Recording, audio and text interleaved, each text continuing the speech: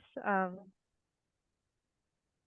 As you know, this is a session that we have been running through the IACD every 2 months, and today we are going to have a discussion around labeling with the diagnosis or a functional description of children, and how plausible this question is. So quickly going through the agenda for today, Dr. Rosenbaum will be talking to us about this topic, which is a very controversial topic in the field of developmental pediatrics and people who care for children and also adults with disability. And I hopefully we will have, depending on the number of people participating, a breakout group discussion, or if Professor Rosenbaum prefers to have an overall discussion, then we can have that one. Please put on your cameras all the time if possible. And everyone's voice is important, so we highly appreciate your participation. And please come forward and talk. And you can raise your hand virtually to speak, or you can also use the chat box, and I will be monitoring that. So this is the GPEC team, and this is the community of practice team under GPEC, and we are honored to host the sessions every 2 months. So this is the basic reason why we started the community of practice of session overall, to tackle service barriers and learn from each other, from each other's experience. So today here we have Dr. Rosenbaum with us, and as you know, Dr. Rosenbaum has a very rich life as well as professional experience. So it will be very hard to introduce Dr. Rosenbaum in few minutes that I have, but I will try to highlight some of his works, and then proceed with the discussion. So Dr. Don't waste people's time. Let's get to the really important stuff. Okay. Thank you so much, Dr. Rosenbaum. I know people know you very well, but it was an honor to introduce you. So this is where we started the discussion within the IACD. We had been starting to solicit ideas from professionals and others involved in childhood disability care, and Dr. Rosenbaum today will be sharing this discussion with us, and we will all engage in this discussion. Hopefully, it will be great. So I will start by sharing Dr. Rosenbaum's slides, and please let me know when to advance.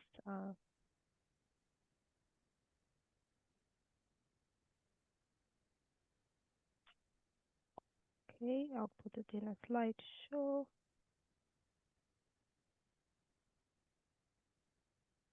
Okay, is that good for you? Yes, that's great. Thank you. Now, the operative word, the important word for today's discussion this morning, this afternoon, this evening, today, tomorrow, wherever we are, is that this needs to be a discussion. And if the reason for asking whether this is a sensible question is that, as you'll see, the answer is that both are important. If we go to the next slide, Salamanesh, can you? Yeah. Yes. So as I say, we need to discuss this. Next, please. When I was in a university, a psychology professor talked about the fact that arguing about which is more important for human development, heredity or environment, is like asking which is more important to the area of a field, the length or the width. And I think this is an excellent metaphor for the idea that they are interactive and both are important. And clearly, I think the people who are in this session today understand that. So my thought is not so much to tell you things you already know, but for us together to think about the ways in which this kind of issue of diagnosis or a functional approach to things is how does that dilemma create problems for people like administrators and program managers? And how can we help people to understand, people outside of us, our colleagues and parents and so on, to understand how both of these ideas are important and serve different purposes? Next, please. So the question's important because this has been going on, this discussion, this issue has been going on for a very long time. And in many places, and I want you to reflect and tell us how this works in your setting, very often the diagnosis is the passport to getting services. And there are places, many places, where unless a diagnosis has been made, the child and the family will not receive services. Pratibha, can you please Please mute mute. yourself? Can people please mute themselves until we're हाँ ready? हाँ आते रहते हैं I'm हाँ हाँ muting आते रहते everyone.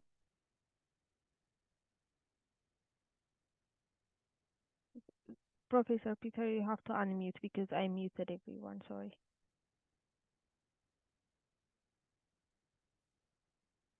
Dr. Rosenbaum, you have you have to unmute. I muted everyone. Sorry. Okay. See, you see who really has the power here. It's not the speaker.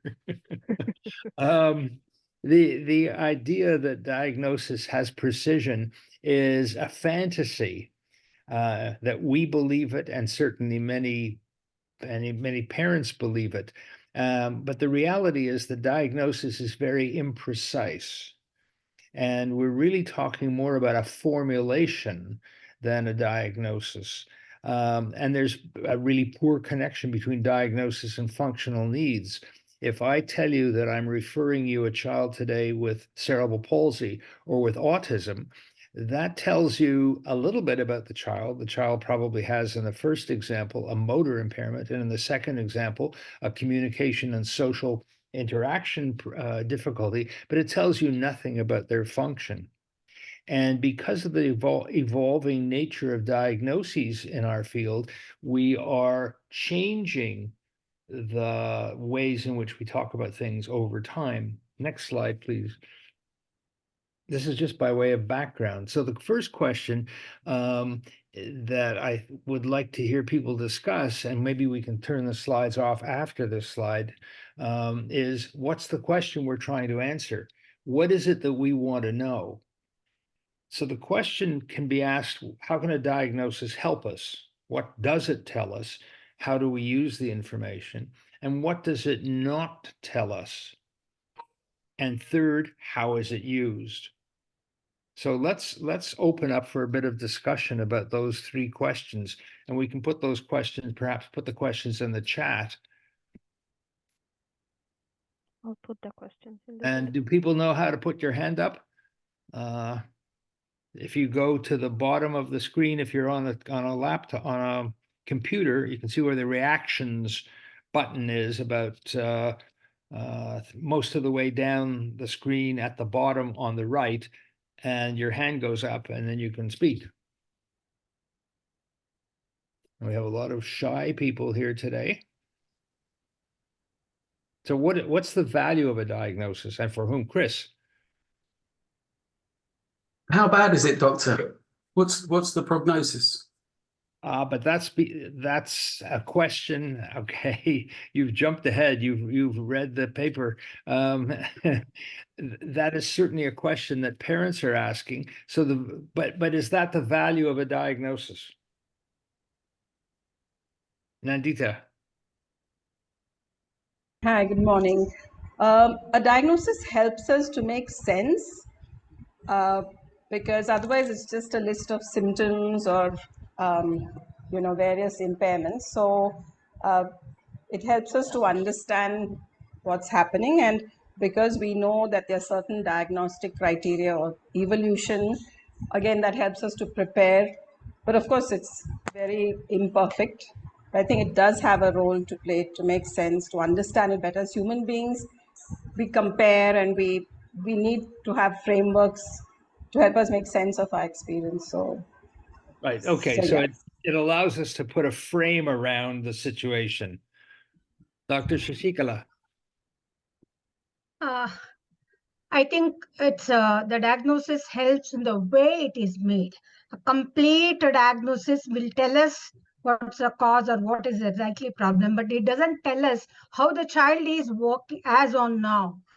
I would be interested in knowing how he's functioning now rather than put everything under the rubric of diagnosis. Okay, but I agree with you completely. You're going ahead to the importance Okay. of understand functioning, but it gives us a frame of what's going on, what it is and what it isn't.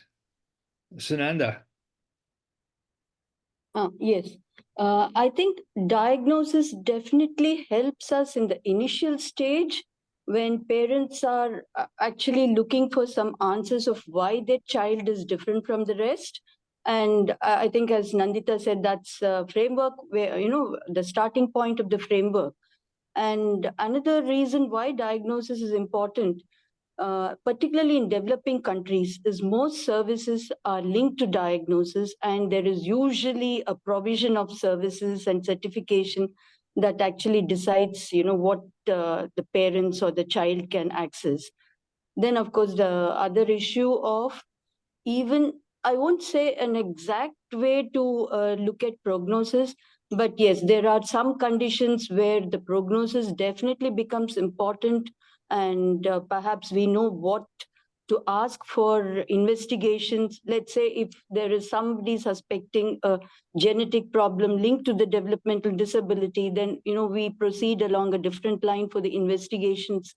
I think we'll come to the functional importance of functional evaluation, but I think these are important for me as well when I first see a child. Okay, so you're saying that there are times when a precise diagnosis has importance for potential genetic implications. It may have importance for specific treatments. One of the things that we talk about when we do workshops on the F words is to remind people how in acute care medicine, my chest pain, which has just begun, has lasted for 15 minutes now. It's really important to know whether it's cardiac or esophageal or psychogenic or whatever, because the specific precise diagnosis or formulation leads to specific and precise treatments, some of which may literally be life-saving.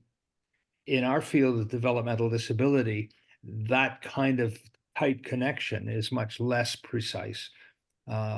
But we are still focusing on that, and we still go on a diagnostic odyssey at times, and feel that we can't do anything until we have a precise diagnosis.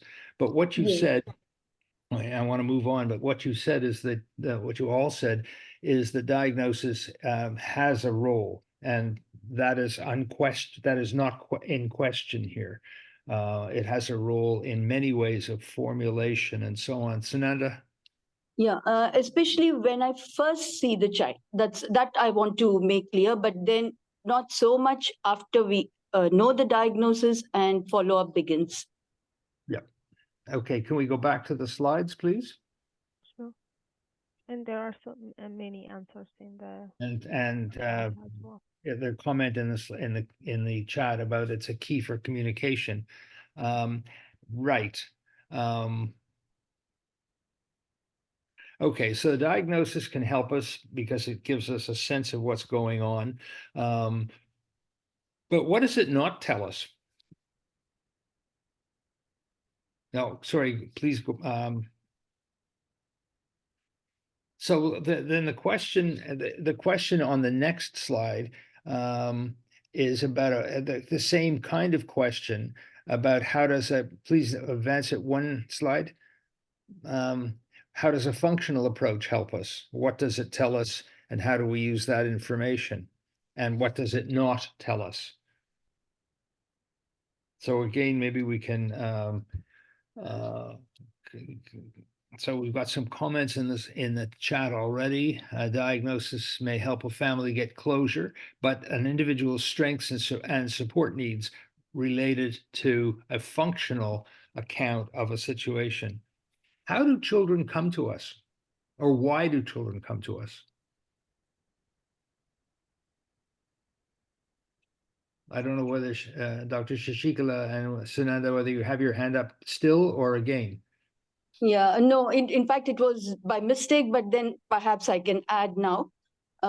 So actually, the children come to us in a couple of ways. I think one is, of course, if we are developmental pediatricians and, somebody who has a network, they're referred to us sometimes after a certain diagnosis is made. But otherwise, I think on an average, most of the children come to a pediatrician because they want to know what is the problem. The parents want to know what is the problem. Let me interrupt you because you're answering a different part of the question. What is the reason that the children are seen by anybody in the first place? Yeah. When they're not functioning very well. I'm sorry? When they're not functioning as expected. Exactly. Exactly. And I think it's important to make a statement of the obvious. And sometimes the things that are obvious are so obvious we forget to pay attention to them because everybody knows that. We never see a child because they have a diagnosis. Parents don't take their child to a pediatrician or a family doctor or a faith healer because they're worried that the child has a diagnosis. They bring the child to a health professional or a religious leader or whatever because of some issue in functioning. And that is so obvious that we forget that. And it is the functional impairment or the functional difference, the failure to do things in the usual ways, or the performance of the activity in a different way that leads people to be concerned. So always things start with a functional concern. And our professional approach is to say, what is it? It leads us to the diagnosis component. But what does a functional impairment not tell us?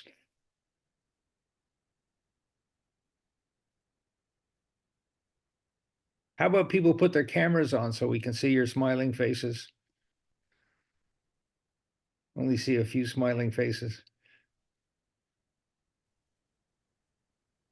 See, if we were in a room together, you wouldn't be able to hide behind your camera.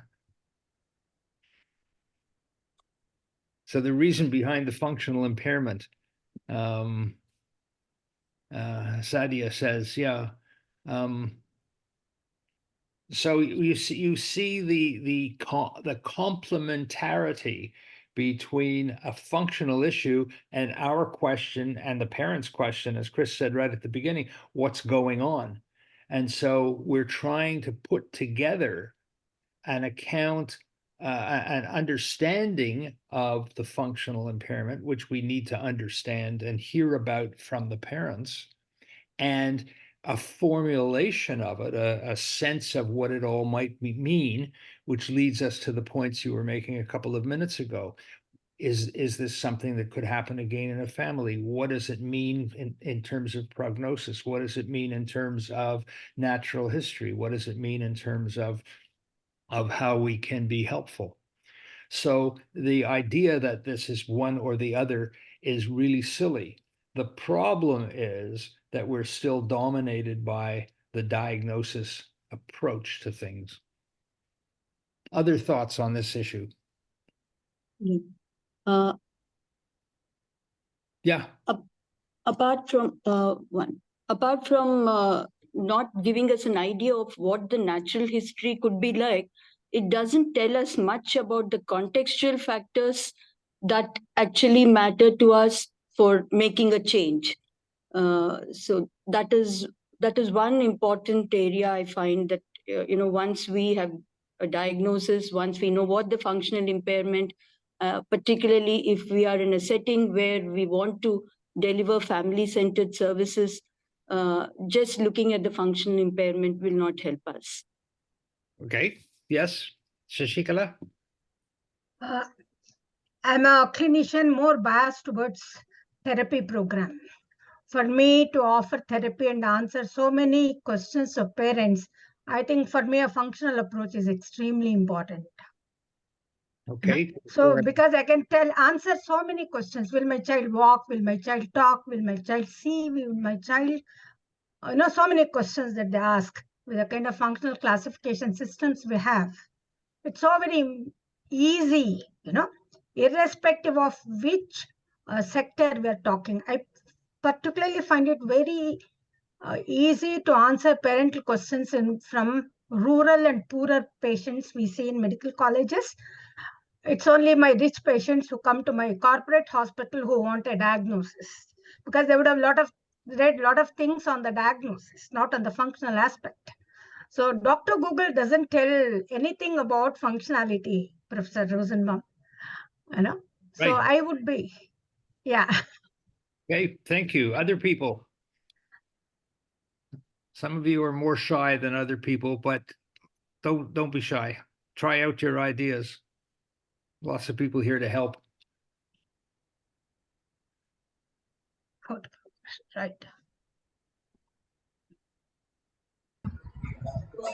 Nandita? I just want to clarify, the question is, what does a functional approach not tell us, right? Yes. Right. So I think it doesn't tell us about the strengths of the child, the resources available, the environment, which is so critical to the child's functioning. So yeah, we have to move beyond just that child and their diagnosis and their impairment or their functioning to the psychosocial environment, which is very, very key. Thank you. Several of you have raised this point. So let me ask people to think about what do we mean by functioning?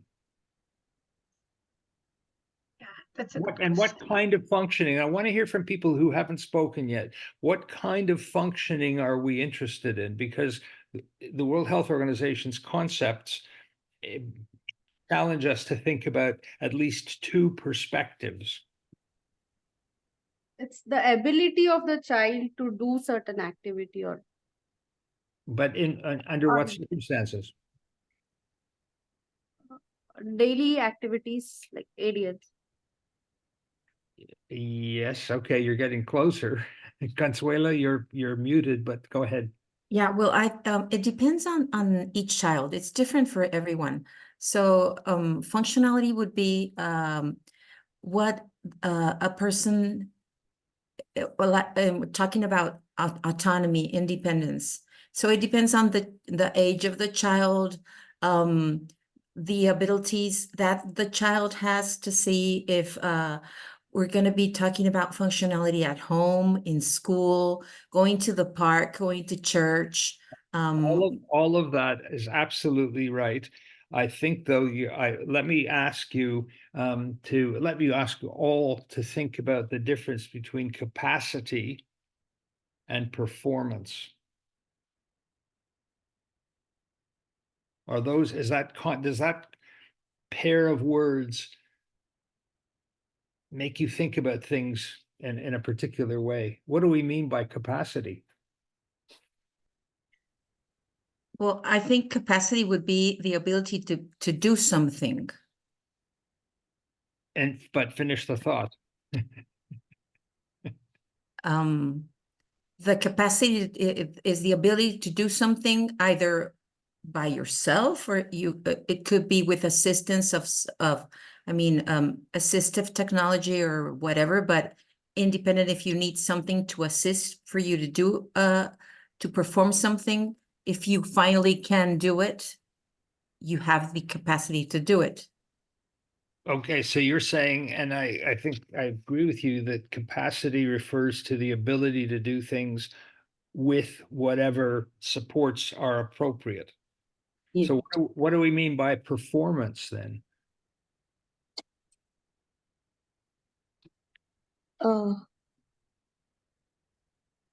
Sheeper says capacity is the maximum a child can do. Performance is what a child actually does.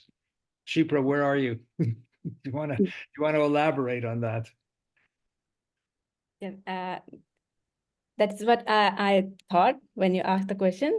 Yeah. Capacity is under the circumstances may change, but a child may be able to do provided he has the maximum, he can do different in different settings or different times.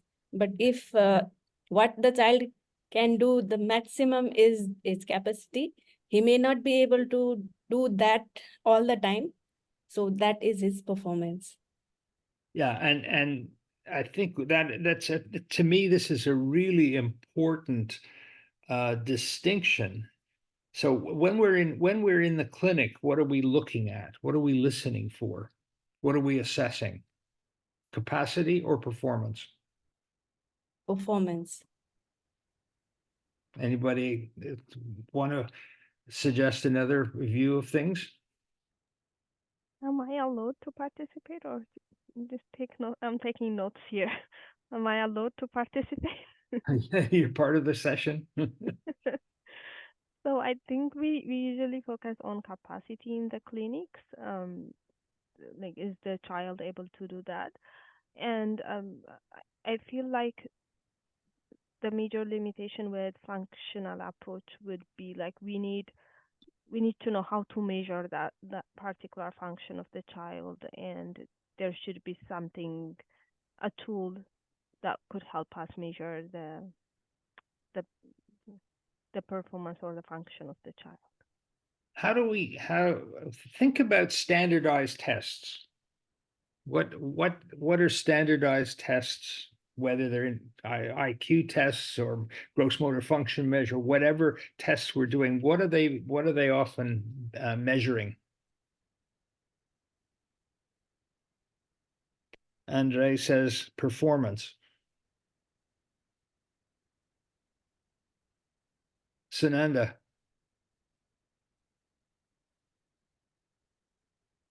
Your hand is up, Sananda, but you're muted. Okay. So capacity would actually describe what a person can do in a very controlled environment, perhaps as in during an assessment. Yeah. And but capacity would describe what the child can do in her or his own environment on a usual daily basis, I guess. Yeah, I think this again is a very important concept because especially with children, we often use norm-based assessments, and we're comparing a child to a typical child, and most of the children that we see don't do as well. And so we're constantly seeing the children as having less ability. If we think about capacity, that's with respect to capacity. If we think about performance, we're interested in what the child can do. And this gets back to, and I'm going to move on in a minute, but this gets back to the point that was raised before about environments and about the rest of the child's life outside of today's clinic visit.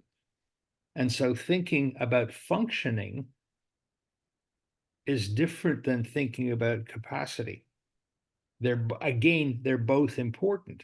If we know what a child can do at their best, then we can say, how come they're doing less outside as reported by the parents, by the school, or whatever?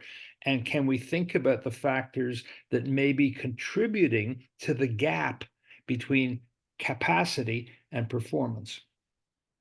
So thinking functionally is more than just thinking about what the child can do at their best or what they usually do, but thinking about both of these aspects of a child's life together. Maybe go back to the slides. Okay, well, I put up the slides, Dr. Rosenbaum, thinking about like performance as being indicative of the process, how the child functions as well. Do we really pick that during like this functional assessment tests that we do? We usually describe that qualitatively, but we are actually looking at the capacity of the child. It depends, but how do we get at what the child can do? And I mean, where does our information come from? Yeah, we do observe those things, but we don't actually score those things. We score did the child finally accomplish the task, like did they do it? But how do we do that? Hmm. Let's look at the next slide. There's a very important 7-letter word, starts with P. How do we get our story? We ask the parents, we listen to the parents, we ask about how the child is able to be engaged in life in different settings. We already talked about the fact that children present to us being referred because of a concern about some diagnosis or other based upon some functional challenge. And some of the children that we see are children who are simply on the spectrum of normal. So a 14-month-old who isn't walking, oh my goodness, isn't that awful? Well, that child may simply be a late walker with no other problem. Parents want to know, and this has again come up in the conversation already, what is it? What does it mean? What can we do about it? And so on. And so connecting the issues of diagnosis and intervention is very important. When parents come to us, they often want their children fixed. And I wish we had more fixing than we do. We don't, in fact, fix very much in medicine anywhere. We don't fix people with type 1 diabetes, but we help them to live better lives. So what is it we're trying to help children to do? So I'd like to hear people's thoughts about this. And again, particularly people who haven't yet had a chance to share their ideas. How does this come up in clinic with you, for you? And how much does this create challenges?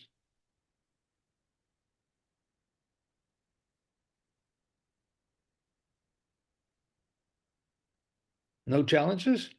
I'm putting the questions on the chat. I want to come and work in your clinic. Jim says we use the COPM. Say a bit more about that, Jim. Hi, everyone. So yeah, the COPM is like a tool that kind of facilitates a conversation, I guess, with the parents and with the child to say, you know, what's important to you, you know, what are the difficulties you're facing in your everyday life, and how important is that? You know, how well do you think you're doing at that? So it takes the conversation away from the diagnosis and more into the functional performance. Yeah, using that language. How many people ask the parents what they want to boast about?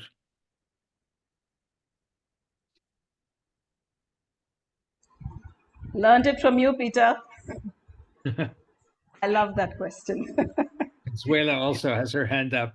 I'm asking because, and I'm teasing Jim, but because, and Jim, this isn't about Jim, but Jim's right that we often focus on what is not.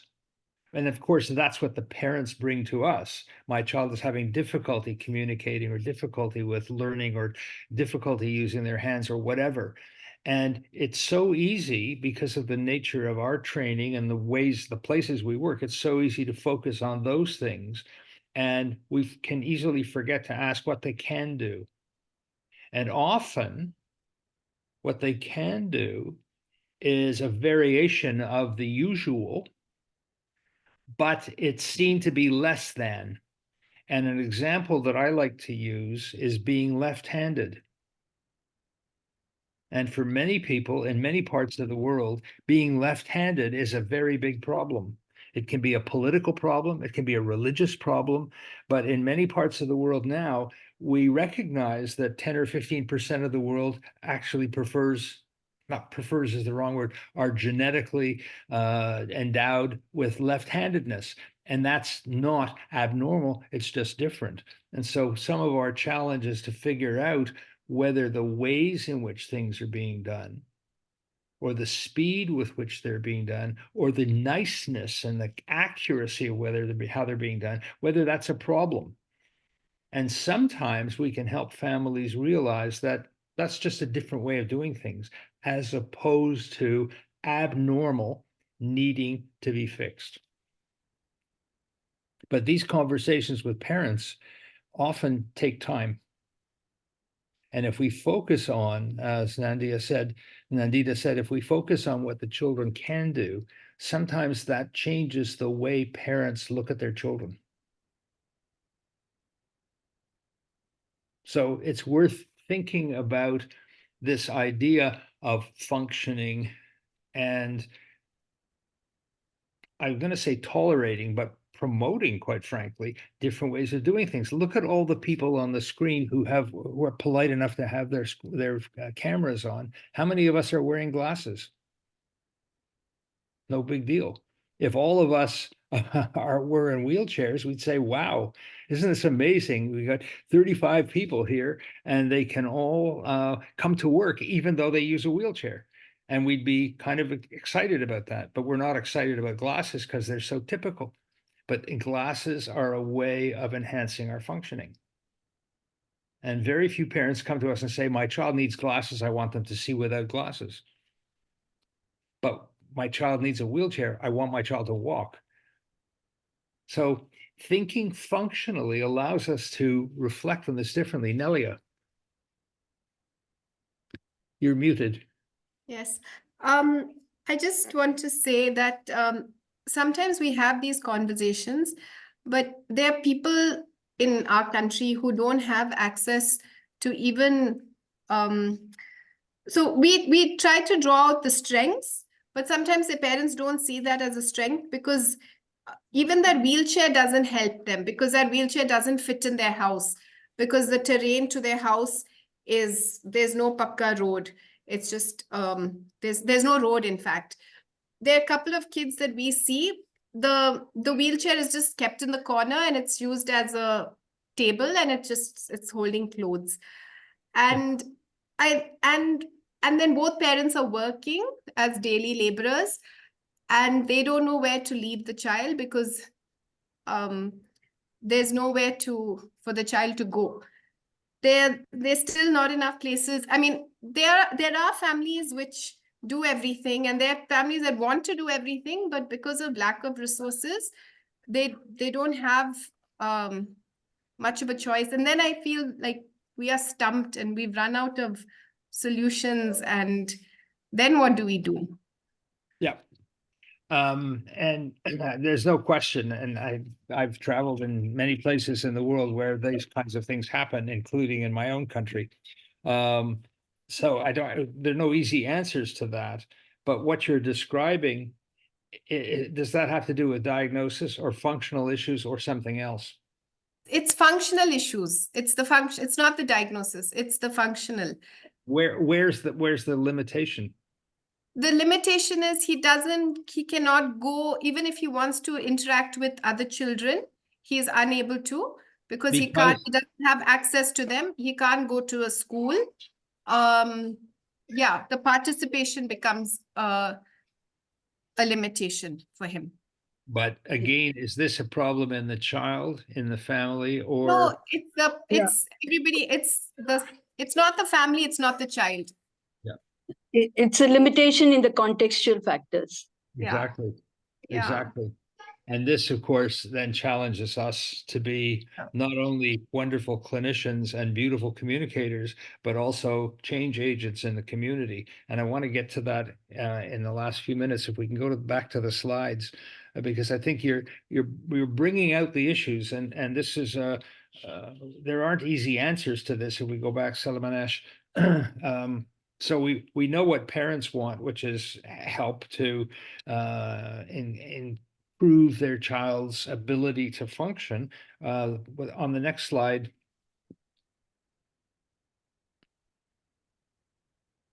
can we have the next slide, please? I am on the next slide. It's not showing there. Okay. So the broad question here is, how do things work in your setting, and what can we do to help people who make decisions for children and families to understand these things? How many of you are feeling the kind of frustration that Nelia was just describing? Maria is. Do you want to say anything about it, Maria? Good day, Professor. Yes, definitely. This is kind of an everyday, sorry, excuse me, an everyday conflict that we face in the clinic.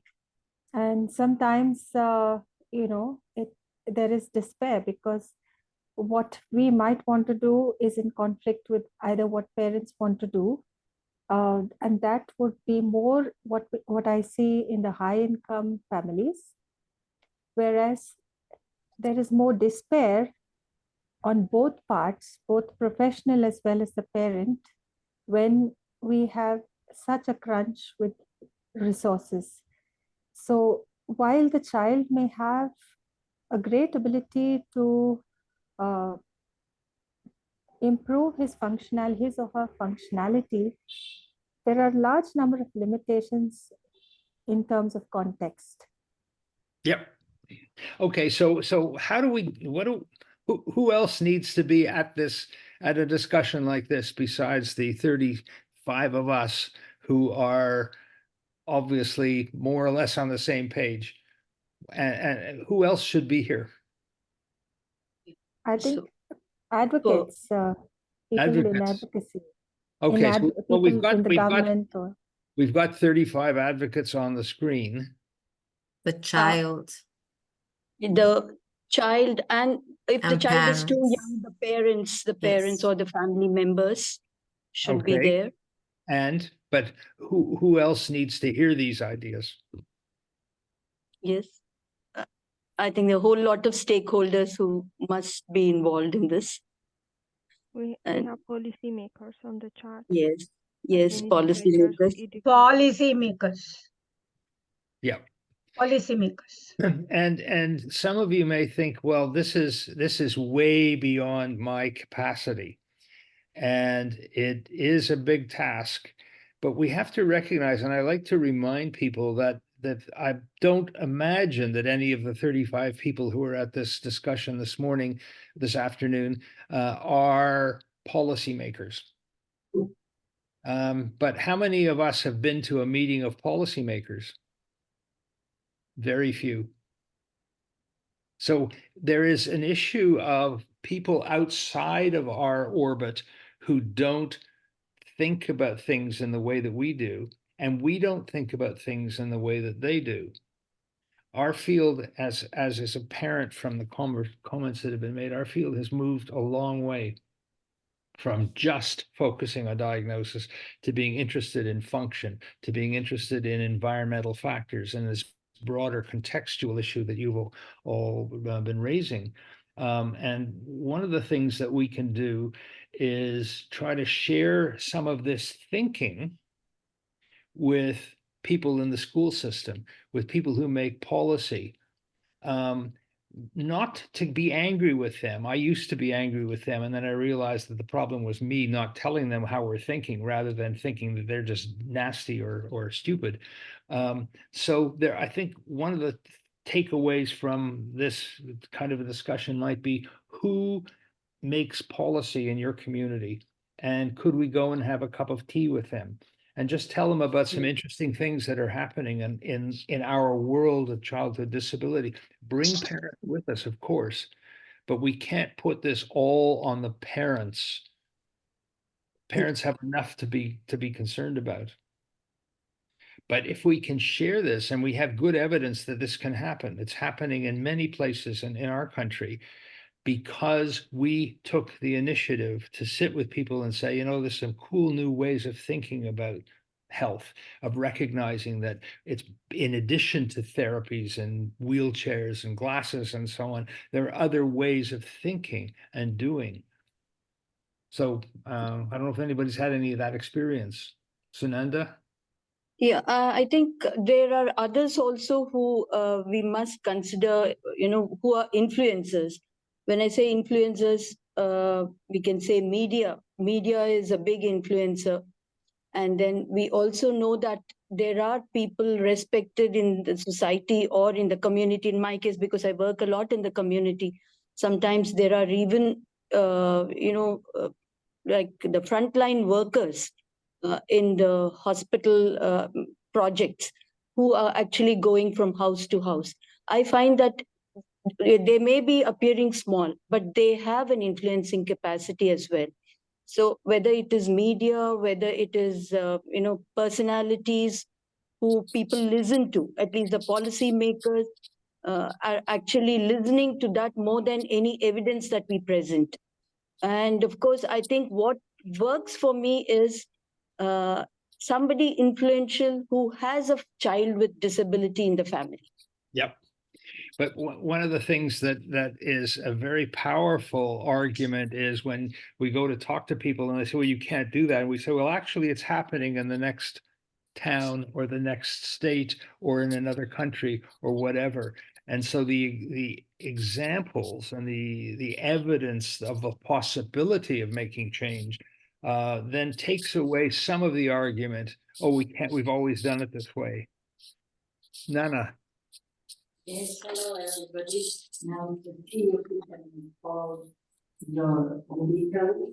We have a very good example of what we were talking recently about, that even in such a economically middle-low country as Georgia, it became possible to have the whole service to the spinal muscular atrophy patients, their function, rehabilitation, treatment, everything, because all our society, families, physicians, all those involved and the media together trying to explain to government, to all society that it was so necessary for these children.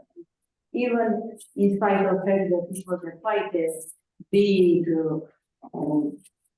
the government paid a lot of money for this, they agreed because we showed them that it was possible, it was needed for these families and children. So I think that you are right that always it's the most important to talk to other people, those who didn't know, and many of them can realize and became partners with you and with that and with parents.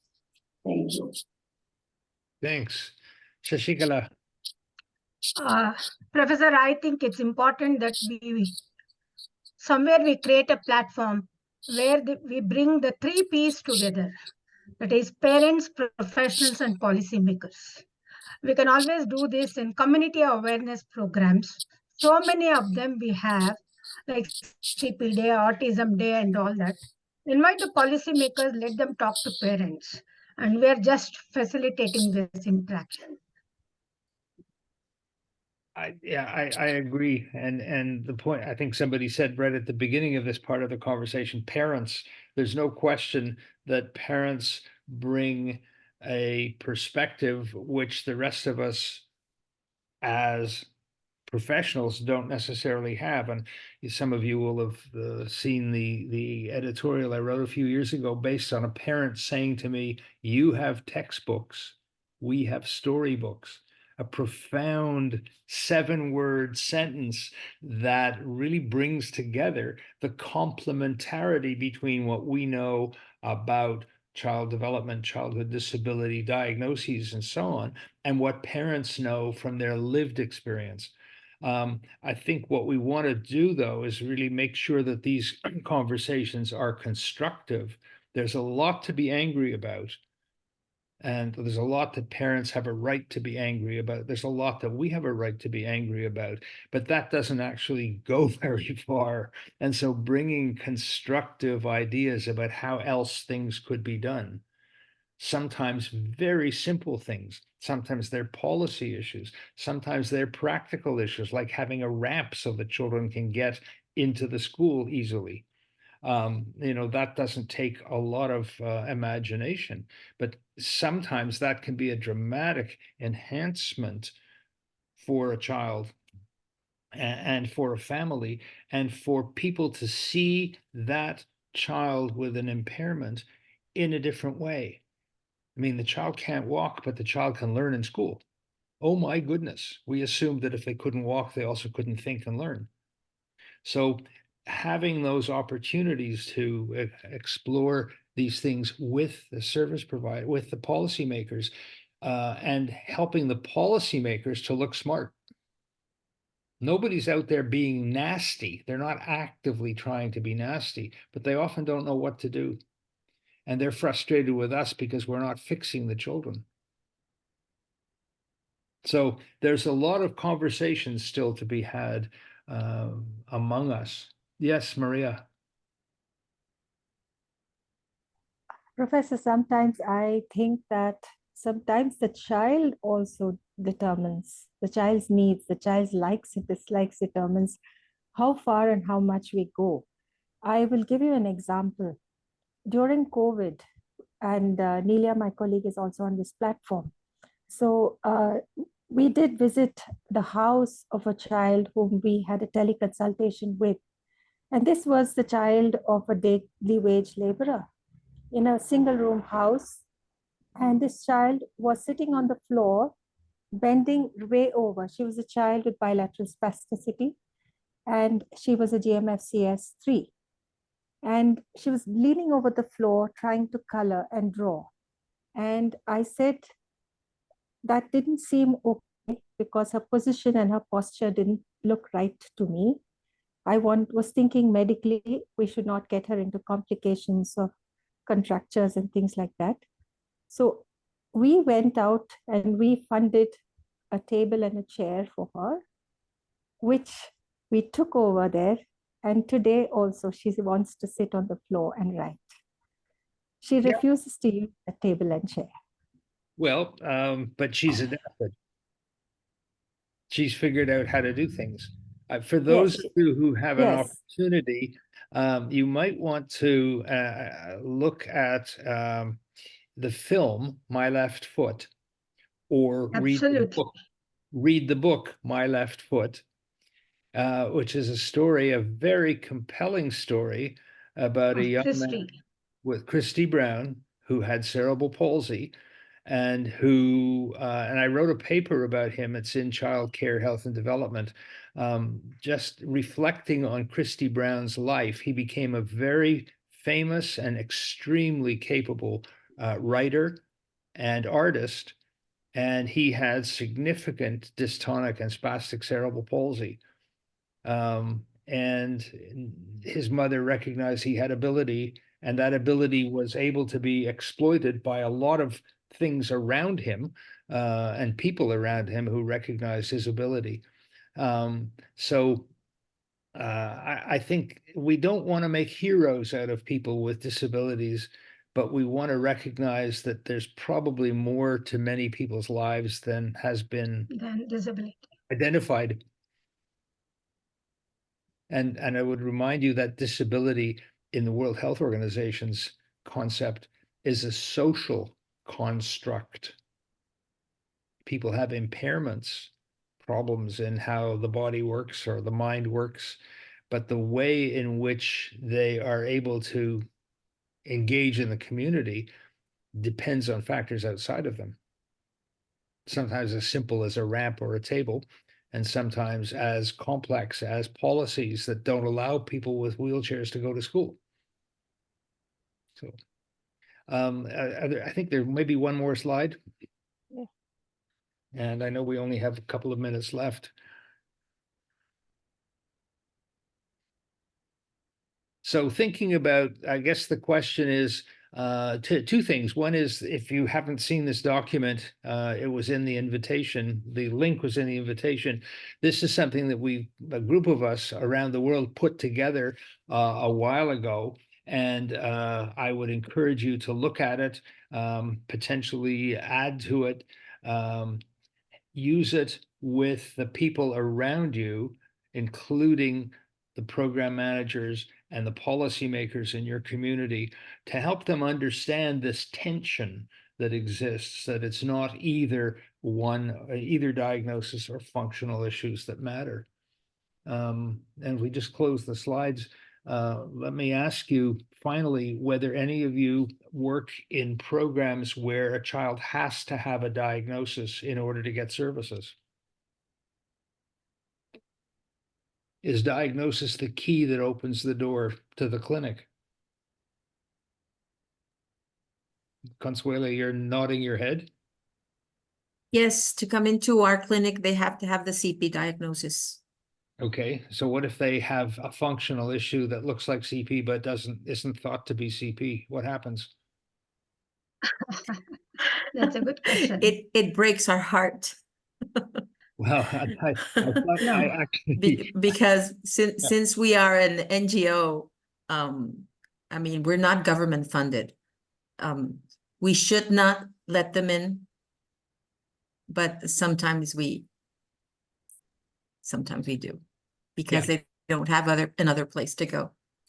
People have, in many places, autism rules the world.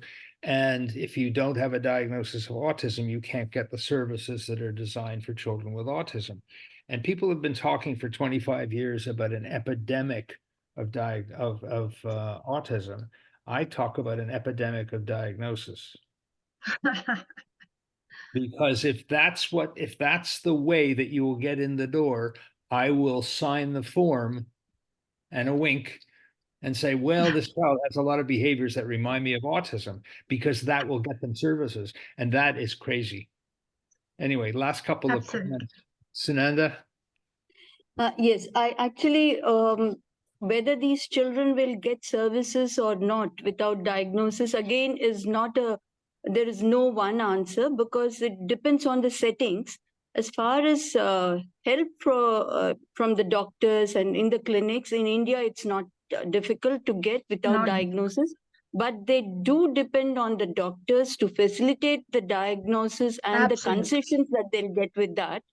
But for somebody like me who's working in a community-based organization, it's not necessary that they have, diagnosis. They don't have to come with a diagnosis, but then it becomes important for me to facilitate their getting these concessions. And so I help them get a diagnosis through referrals to the tertiary or secondary hospital settings. Okay, so let me leave you, because I don't want to keep people, we're a little bit over time. Think about one thing that you might do in the next day, week, month, year around these issues.